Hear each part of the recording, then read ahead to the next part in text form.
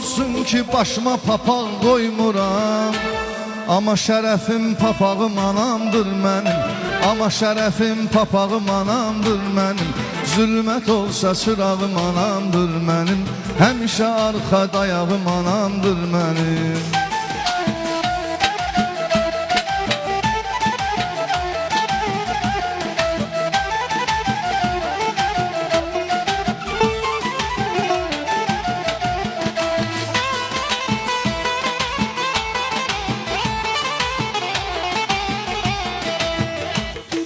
Hər zaman verərəm səsini sorağına.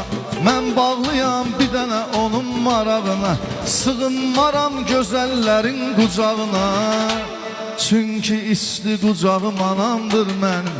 Çünki isti qucağım anamdır mənim. Zülmət olsa çırağım anamdır mənim. Həmişə arxa dayağım anamdır mənim.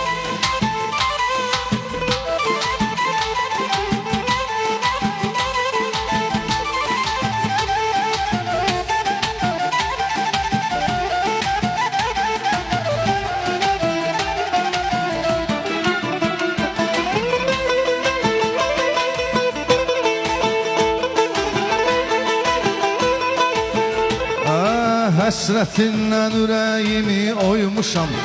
9 ay onu yuxusuz qoymuşam. 9 ay onu yuxusuz qoymuşam. Bətində ilk onun səsini duymuşam. Ona görə ilk marağım anamdır mənim. Ona görə ilk marağım anamdır mənim.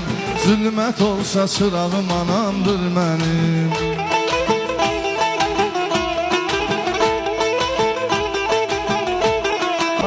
Adımı yazıb ürəyinin parasında. Qəmim var gözünün ağ qarasında. Qəmim var gözünün ağ qarasında. Güvəndəyəm ikisinin arasında. Arxam atam qabağım anamdır mənim. Arxam atam qabağım anamdır mənim. Zülmət olsa çırağım anamdır mənim. Həmişə arxa dayağım anamdır mənim.